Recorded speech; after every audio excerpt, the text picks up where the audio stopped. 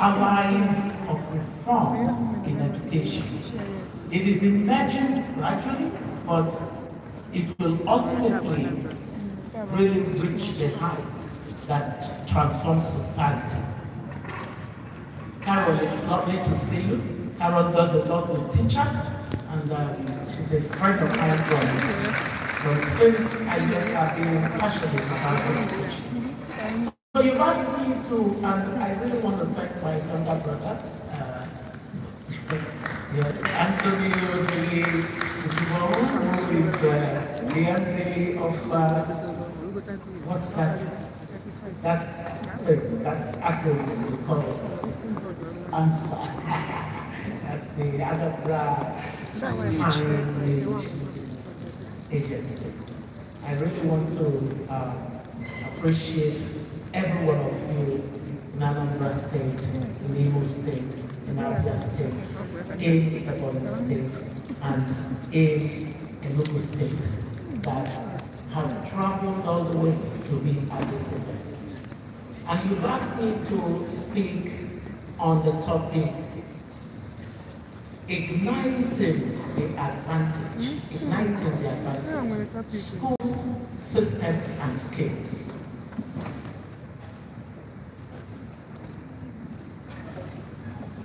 Doris, I want to also appreciate your Doris angels, the ones that have been working so hard with you to make sure that every day you work with together. It is the power of collaboration, and it is about building systems. And so, well done, ladies. Well done. Please be seated. Distinguished educators, leaders, principals, teachers, administrators, and all of you who have consecrated your lives to the formation of our next generation. I greet you with deep respect, and I bring you greetings that are rooted in my personal conviction that what you do in the classroom is among the most consequential work of any human being on earth. And you know me, I have no time to flatter people. I want to begin not with data this time, as I am most known to do, though I will eventually get to data, and not with policy prescription, though I will get there also. I simply want to begin with memory. I grew up understanding that in Southeast Nigeria, education was not merely a sense, it was a covenant. Families sacrificed, communities pulled resources together. Parents who had never sat inside classrooms themselves made sure that their children would. There was a shared cultural conviction, deeply Igbo and deeply human, that knowledge is the most portable, most durable, the most theft-proof inheritance that a child could receive. That inheritance is what brought all of you to this room. That inheritance is what you carry into every classroom. Every time you meet as staff in the staff room, every mark that you write on a child's paper. And today, I want to ask you a hard question that I believe only educators of integrity can face. Are we still honoring that covenant? Are we? The purpose of my keynote speech is to draw attention to the urgent need for us to mobilize stakeholders in Igbo land to declare a Southeast region emergency in the education sector. If you want to clap, you clap. If they should hear and declare the emergency, it means that your work will be made easier, isn't that so? So you're not clapping for me, clap for the idea. Because it is absolutely necessary for you to collaborate so that our region will launch a decade of education aligned with the African Union decade of education and decisively tackle the criteria crises in education with a view to positioning the next generation of our people at a strategic edge in the world. The speech that I give to you today should be seen as an important strategy for developing our Igbo nation, emancipating those who are held down by a lack of opportunity because of a lack of education, and to establish of the Igbo people before the Civil War, and that the achievements were due to our strategic educational advantage. As at that time, great icons like the late Nnamdi Azikiwe, Dr. Chakalee, Chief Alex Ikwema, and so many others had received world-class education, which unarguably endeared them to the powers that be. More so, it was a distinguished level and standard of education that differentiated all of the pioneers in establishments across our country. Similar to the Civil War, the Igbos looked on education as a catch-up strategy to recuperate and recover our losses from the Civil War. As can be seen today, the Igbo nation vigorously competes and in most cases excels and tours. We see that the private sector-driven enterprises in Nigeria happen because of this. Given our enterprising nation, we also have dominated and at some time become financial octopuses in host communities across the world. It is in fact said that if you should go anywhere and you do not find some Igbo person, you know that it is not happening.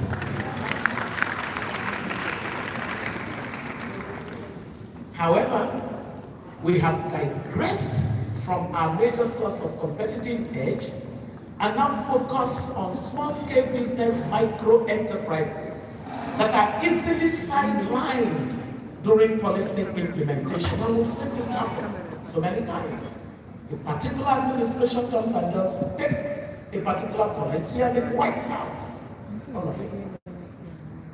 When you choose that as a trade-off for education, it is calamity. For example, a statistical record over time has shown that we must pay attention to declining levels in education completion rates across levels in our region. It is therefore necessary that we should plan, and in planning, we should recognize the organic nature of the education system, which guides for systems approach by considering each level's specificities and interconnectedness to the whole system. It also requires detailed diagnosis of the educational challenge, the trends and possible strategies that could raise education standards and strategically position the next generation. So I give a summary of some of the diagnostic evidence that show us why we need to declare an emergency in education for our region. Data tells me that across Nigeria, including in the southeast, we're in the danger of falling behind contemporary nations. That we gain independence, who have already gone ahead of us, we will fall even further behind because we pay lip service to education. I refuse to let that happen because my voice will not stop speaking after my time in office trying to solve that. And I believe that all of you should refuse to let that happen. And that is why you are here. So here are the data that underline the imperative for emergency response to the education crisis in the Southeast, and similarly applicable to the rest of the 5 regions of our country. For example, enrollment, completion, and progression. When you look at the state-by-state table with primary completion rates, Imo has 60%, Abia 87%. Senior secondary completion rate, Imo is 20%, and that's alarming. And out of school children data is vexing. Now, Abia's primary completion rate is 87%, Anambra is 76%, Ebonyi is 76%, Enugu is 69%, and Imo is that's for primary school completion is 60%. At secondary school, Imo has just 20%, as I said earlier, and Anambra has 37%. Abia has 63%, very low. Ebonyi is 44%, and then we get to 34%. So this was data for the Southeast. How about learning outcomes and staff development? 73% of children surveyed in Nigeria aged between 7 and 14 do not have foundational reading skills. As a matter of fact, current data says 9 out of every 10 African children do not have foundational literacy and numeracy skills. Our zone ranks third nationally in NECOMAT at 44%. Teacher data for these various states show an uneven adequacy. Then you look at curriculum and school management, the evidence of curriculum overload and disconnect from labor market and governance failure is what we see. Enugu State has 4.2 billion in UBEC funds, and Ebonyi had 3.6 billion in UBEC fund. Abia had 2.6 billion in UBEC fund that at the time of 2017, for example, were just lying waste. They were not accessed. How about inequities? Abia has the highest junior secondary school female enrollment in Nigeria at 55.6%, followed by Enugu at 54.4%, Ebonyi at 52.5%, and Anambra at 51.3%. But when you look at senior secondary school female completion rate, it collapses. How about early childhood? Only 43% of children aged 3 to 5 attend early care education. And only 45% of children entering grade 1 attended the ECD the year before. Because there's something called preparedness to learn. And we miss something because of this kind of dismal data. Enugu's public early child care education system records only 643 teachers. Anambra and Ebonyi and Igbo have no data.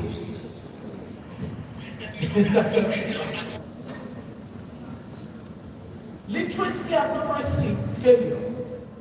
Only 27% of children who have grade 3 as their highest grade attained have the expected reading skills for that grade. So it means that these are people who have done primary 1, primary 2, primary 3, and yet they cannot read a sentence with comprehension. You understand what I'm saying, right?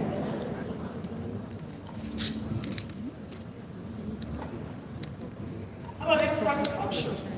62% of schools lack potable water, 78% have no functional toilets, only 35% have library, and fewer than 10% have science laboratories, according to the Bureau for Statistics of our country.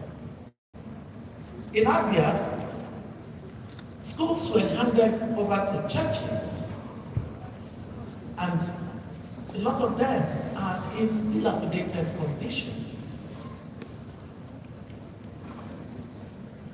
So, in fact, what you should know is that all of these problems somehow show up in terms of the moral values in education. Malpractice and cultism have become a scourge. Am I correct? In the 2025 JAM UTME, Anambra topped the list with 6 flagged CBT centers for fingerprint malpractice, and Imo had 4. This is not something that was associated with us in the past. I mean, there was this dignity in effort. We rewarded dignity in effort. Private school flight is another problem. Ebony sealed more than 280 unapproved schools. Enugu has 2,196 private schools compared to 566 public secondary schools. That's a ratio of 4 to 1. I have nothing against private ownership of schools. But the truth is that the most important investment of government is to ensure public school systems that would enable the child of the poor have as much a chance as the child of anyone in primary education and in fact secondary education. So this crisis, or these crises, multiple of them, tell us clearly that we're in an educational emergency. Well, it's not a challenge, it's not a gap, it's an emergency. Please repeat after me, we're in an emergency. We are in an emergency. We are in an educational emergency. We are in an educational emergency. So as I was saying to you, a study by the World Health Organization that I used to work for estimates that across sub-Saharan Africa, about 9 out of every 10-year-olds cannot read and understand the simple text. 90%. That is what researchers call learning poverty. Can you imagine? We live in poverty, and now we also live in learning poverty. That's the double whammy, like the Americans would say. Children are in school but not learning. You see the children enthusiastic.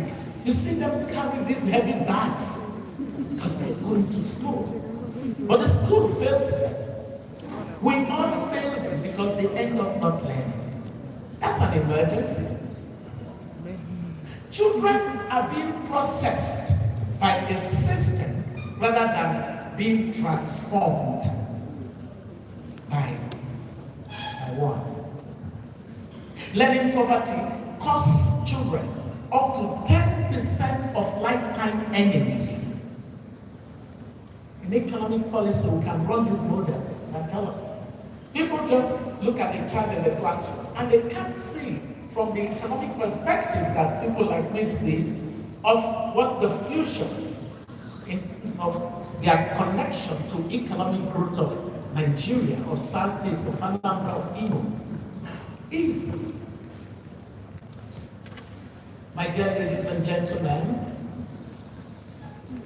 in the Southeast, with a school-age population exceeding 5 million, what this translates to is generational economic suppression at a rate, at a scale that no investment in trade, agriculture, or infrastructure can compensate for. Can you imagine that? It's a big deal. It's a big deal, this problem that we're talking about.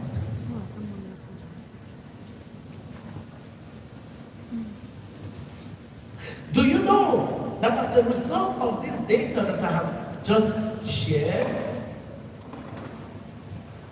what some of the families in the Southeast and the larger Nigeria are consigned to is what I call intergenerational dynasty of poverty, where the great-grandfather was poor and he handed over poverty to the grandfather. And then the grandfather remained poor and handed over poverty to the father. The father is poor and will soon hand over poverty to their son. And then the son is getting ready to hand it over to their own grandson or daughter. That is horrific. Repeat after me again. Horrific. There is an emergency. There is an educational emergency, and it must not remain. Nigeria is not exempt from the global challenge, but when people say to me, but other countries have problems, I say to them, I know other countries. Why are you always trying to make, like adjust to problem? You didn't say the country is doing well to advance yourself. It is to tell us that, but it's not only happening here. Please repeat after me. I hate lowly vision.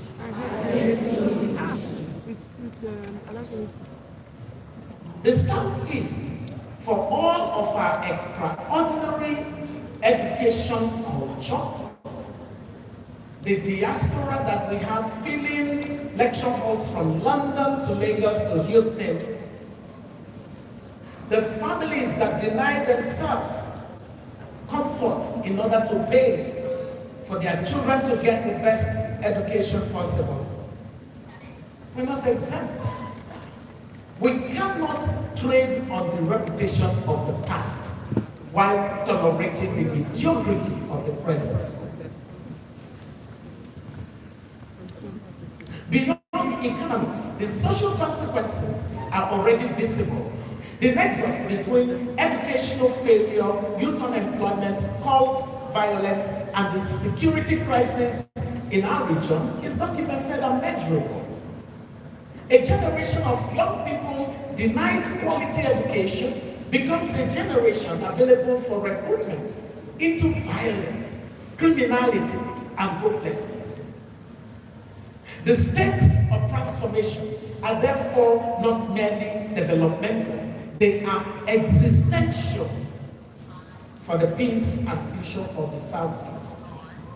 When I served as Nigeria's Minister of Education, I made it my mission to look clearly at what our schools were actually producing, not what we said they were producing, not the certificates we were issuing, but the actual learning outcomes behind those certificates. And what I found shocking, our system had become extraordinarily good at processing children through years of schooling, while leaving the actual work of education, the formation of the mind, the cultivation of capabilities, the igniting of curiosity largely undone. As a matter of fact, we had a mission in education. We said it was to nurture the mind, create a good society, compete globally. That was our mission in education.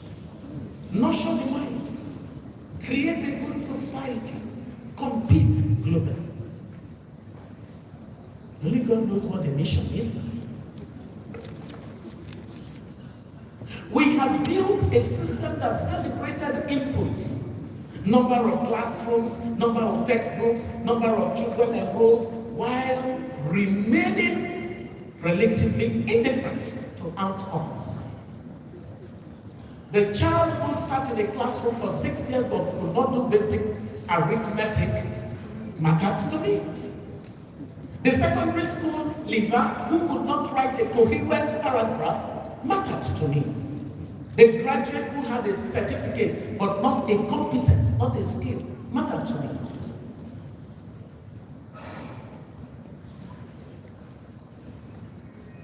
They mattered.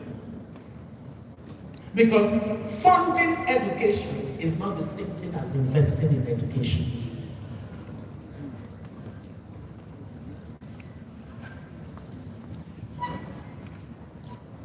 Ministers before me and some after me took the night in procuring all kinds of things that had nothing to do with all that young man, Onya.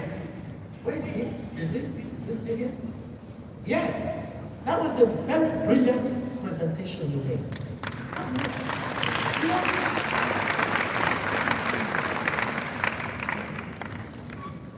So, ladies and gentlemen, this global failure must pass us by. It's just good. We cannot afford to be part of the global failure. And because we must be in a hurry. The world that our children will inherit is not a patient world. It is not going to wait for us to sort out our systems. Let's take our time. Let's not be too much in a hurry. When I was Minister of Education, there were people that said to me, where were you hurrying to? And I'm like, if you saw the data that I saw coming to education, realizing that the children of the poor were stuck for life if we didn't do the right things, you would not ask me why I was in a hurry. My dear brothers, my dear sisters, it is not going to wait for our children at all. It will punish them double if we don't get it right. The world is already moving at a pace that would make the insufficiently educated not merely unemployed, but totally unemployed. But you know, I did not come here to prosecute you. I came here to call you to your advantage, because that's the topic. There's a reason that you chose the word advantage in your topic. I believe it just like you do. And I hope that you truly believe it. Not sentimentally, but as a strategic analysis. Southeast Nigeria possesses an educational advantage that most communities in the world would envy. Let me name some of them.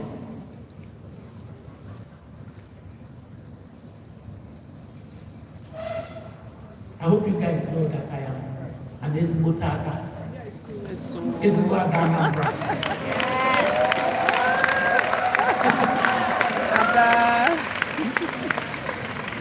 That I am an Aga Igbo, a devoted daughter of the Southeast.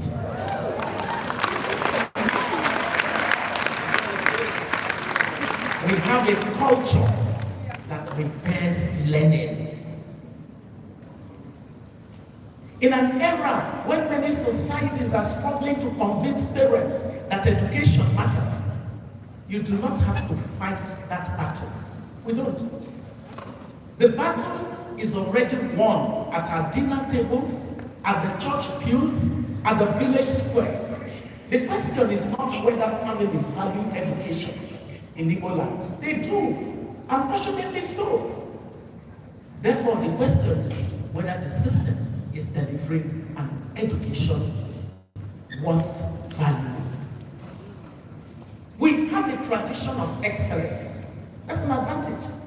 The names that built Nigeria's first generation of institutions, whether in law, in medicine, in engineering, the arts, public administration, disproportionately, at some point, carried Southeast surnames. That did not happen by accident. That happened because communities built schools with their own hands, paid teachers from their communal funds, and insisted that their children would not be left behind. Why do you think they had Onyala one layer? Nobody should leave one layer behind. That was a slogan once upon a time in this region. Now, I have good news for you. You are the heirs and heiresses of that determination. Not for yourselves.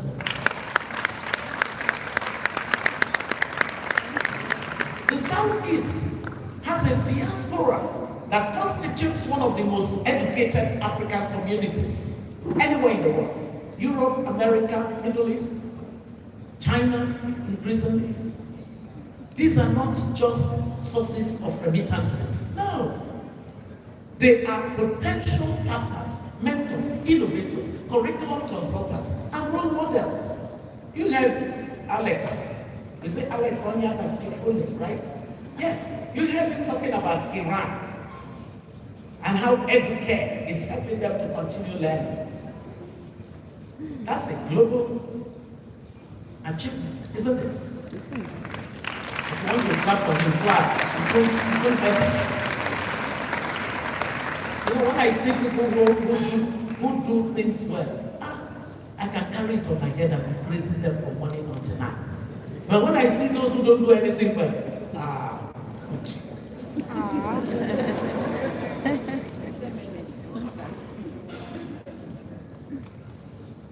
ladies and gentlemen, the question that we should ask is whether we have the systems capable of connecting that stock of human capital that we have across the world to the classrooms in the Southeast.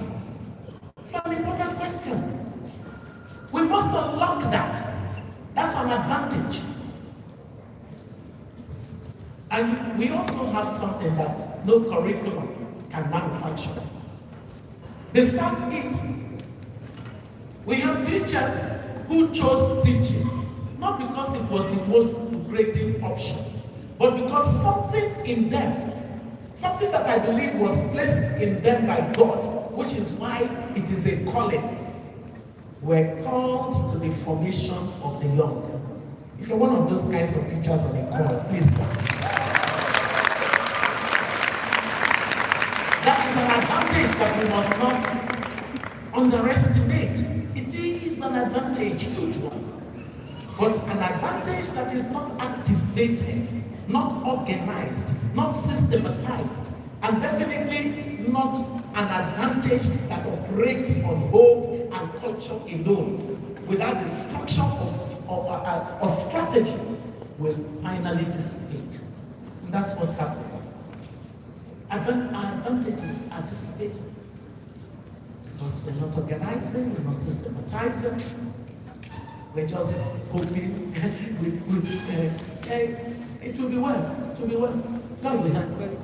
And God is sitting in heaven looking at everybody. I will help you do the things that I gave you faculty to do. God is not going to help you do the things that He already gave you faculty to do.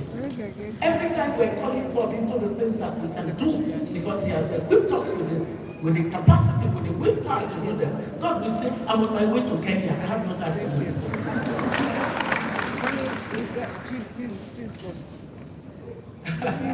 You don't need to come, right? So you have to hear me now. Isn't that it? You see, getting stuff is better than me coming out here and just reading you one very quiet speech. And then I carry my bag and I go.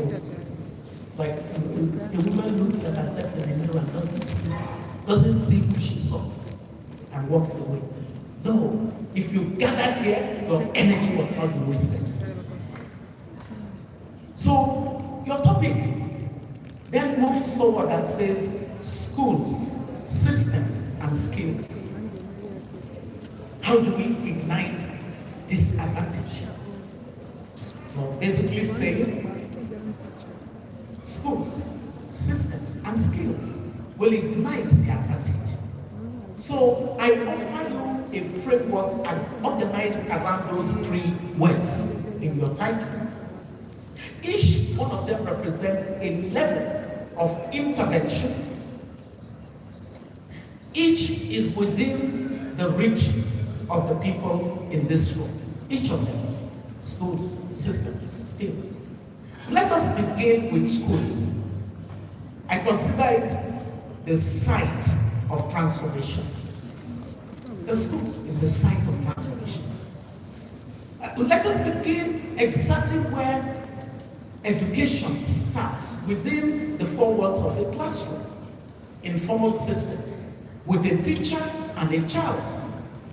Everything else that we discuss are really scaffoldings around this moment between the teacher and the child. When this moment fails, nothing else matters about our education system. And that's the problem. This moment between the child and the teacher is failing. Failing badly. You know, during my education reforms, the focus on the teachers was a higher part of my portfolio. Because research, I'm led by research. I don't do things intuitively. You know, some people will say, I think. You should not just think it. Show me the data. And so we looked and we saw that the quality of the teacher in the classroom and the method of teaching, these 2 things had incredible impact on whether children would learn or not. And so a number of our initiatives were directed at that. Whether it was the Step Up program, special teacher upgrade program, where basically the more than 140-something thousand of teachers that were still carrying teacher grade 2 certificates in our classrooms across the country, we decided to upgrade them to the level of minimum of NCP at that time. So all the teachers, what do you call those things? Colleges of education and the departments of education in universities will enter into a special thing where teachers were being upgraded. We had a program that restored in-service teacher training because teachers have left classroom, they have left their program for decades, never seen any opportunity to sit and to be retrained. Targeted hundreds of thousands. We focus on reprofessionalizing teachers. We focus on professionalizing the profession. We said if the doctors and the chartered accountants and the engineers have a certification process for professionalizing them, how about why should the main of professions that will lead to other professions not have such a thing? So that was how TRC, how many of you know TRC? It was, I mean, we took an act for it. They carried it as far as I learned, they carried it and threw it away. We focused. We looked at the matter of wages and salaries of teachers to connect it to performance. on an accountability basis. We did that. We had a program for rewarding teacher excellence. It was my time that we instituted the Presidential Teacher Excellence Award. Does it still exist? It was part of that. We also have what we called, I'm trying to remember the name now, housing for all teachers. Where we were going, because our research showed that teachers will not go anywhere if they knew that they were going to get a house. Am I correct? So the most important thing was to get a home, and it stabilized them to be able to get a home in the communities where they are. So we had a program that was going to connect developers to the Federal Mortgage Bank and to the Ministry of Education to enable that happen. As soon as I met the next minister, they asked him, what is your mission for education? He said it is to reform his reforms. And they are still reforming his reforms, as you can see. But while playing that foolish politics, who is suffering? The children of the poor. That's why we're gathered. Because it's important for us to know what to do with classrooms. The first question that I want to ask every one of you as leaders in this room today is, do you know what your children actually know? Not what your timetable says they should know. Not what the textbook covers.